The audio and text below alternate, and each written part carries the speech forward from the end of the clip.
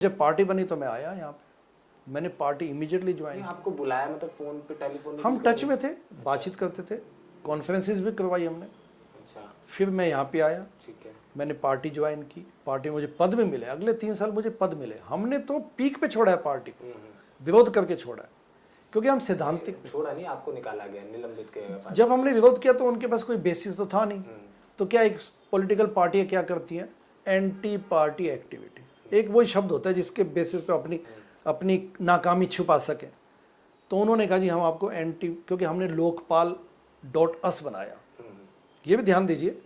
हमने कहा कि हम जितने भी पार्टी के वॉलंटियर्स हैं, क्योंकि आम आदमी पार्टी वॉलंटियर ड्रिवन पार्टी थी, लोग अपने अपने लेवल पे आए थे मदद करने, पैसा लेते नहीं थे बल्कि पार्टी में पैसा तन मन धन से।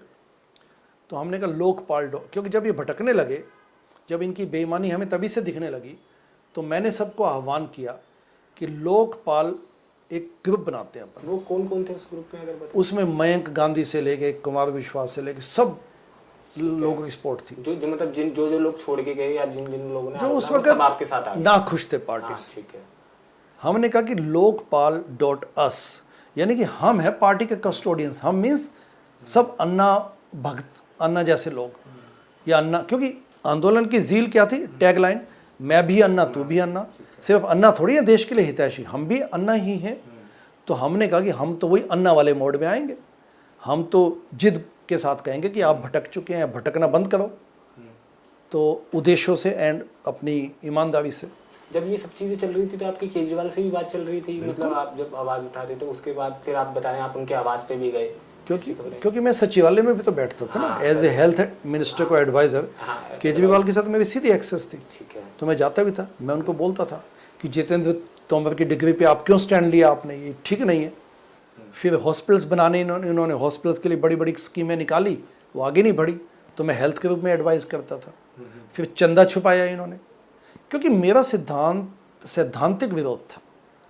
हमने कहा हमारे पेट भरे हुए हैं, अमेरिका से मैं यहाँ पे छुटपुट राजनीति करने नहीं आया।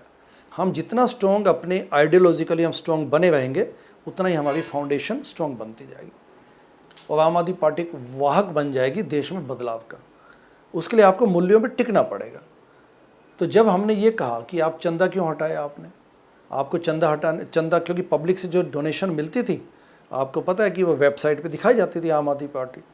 तो हमने कहा कि आप ये मत हटाइए, लेकिन सत्ता का खुमार था उन पे, सत्ता का उन पे भूत सवार था।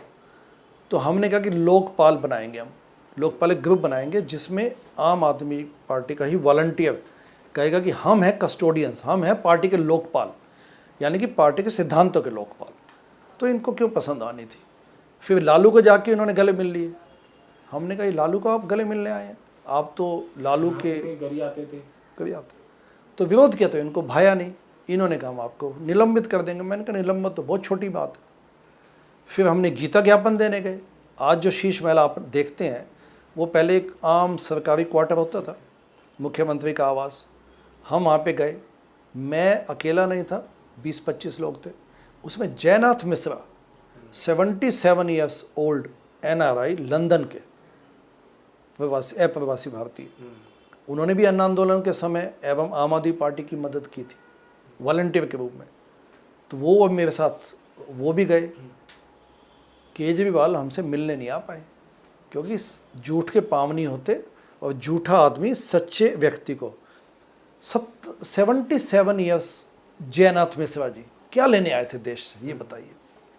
जो व्यक्ति 21 साल की उम्र में लंदन चला गया हो, 21 साल की उम्र में, और 50 सालों बाद वो देश के लिए कुछ करने आया, वो क्या ले लेगा आपसे, क्या पद उसके लिए क्या महत्व रखता है। वो तो टिकट मांगने भी नहीं आए थे, वो तो पद मांगने नहीं आए थे। तो जब ऐसा सच्चा व्यक्ति केजरीवाल से मिलने गया, तो केजरीवाल की हिम्मत नहीं हुई कि हमसे आके वो गीता ज्ञापन के प्रति स्वरूप गीता, श्रीमद् भागवत गीता की पुस्तक हमसे ले लें।